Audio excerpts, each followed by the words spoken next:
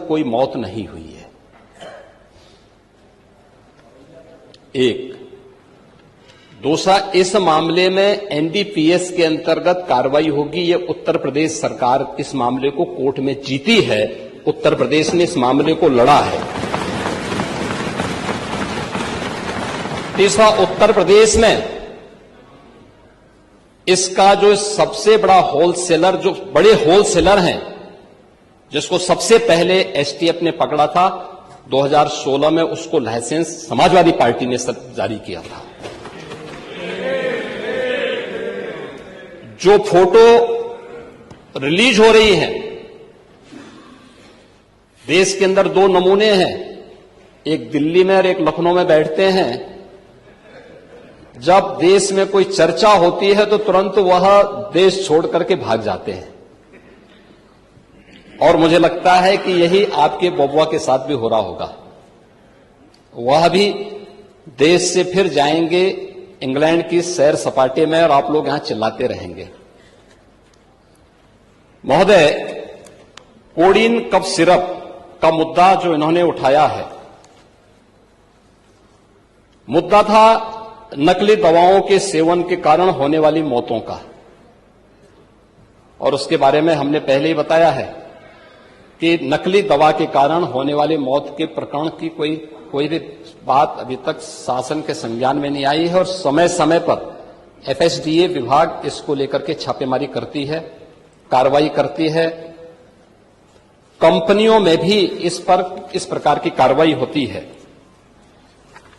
UP के अंदर codeine cough syrup,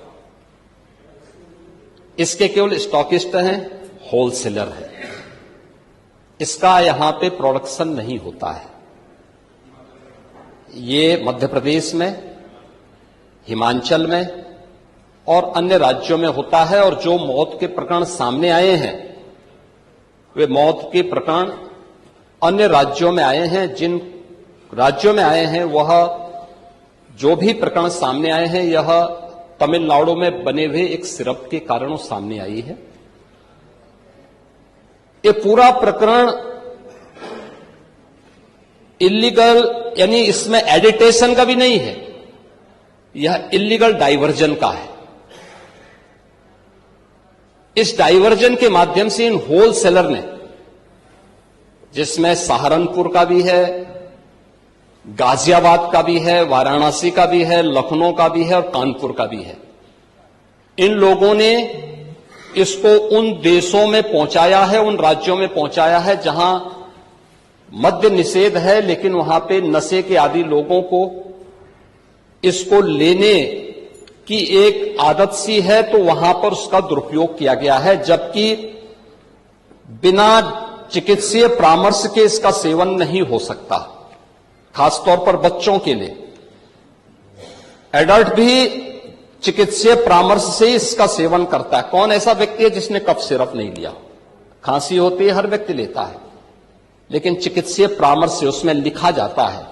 क्योंकि पढ़ाई लिखाई से आप लोगों का कोई वास्ता है नहीं, इसलिए आप लोग हमेशा इस प्रकार की बातें करते हैं।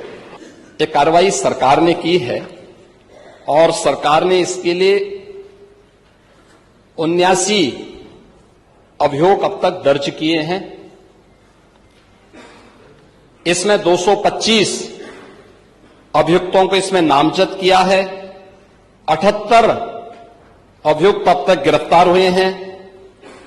134 फर्म पर एक छापेमारी की कार्रवाई हुई है, और इसमें अब तक जिन क्षेत्रों में ये आई हुई, अलग अलग राज्यों से जुड़े हुए यह सभी केंद्र हैं, और मुझे लगता है अगर आप इसकी गहराई में जाएंगे तो घूम फिर करके वही मामला है कि वो कहीं ना कहीं कोई ना कोई समाजवादी पार्टी से जुड़ा हुआ नेता या उनसे जुड़ा हुआ कोई ना कोई व्यक्ति उसकी चपेट में आता है। और इलीगल ट्रांजैक्शन भी जो हुआ है वह भी आपकी लोहिया बहाने के एक पदाधिकारी के अकाउंट के माध्यम से हुआ है।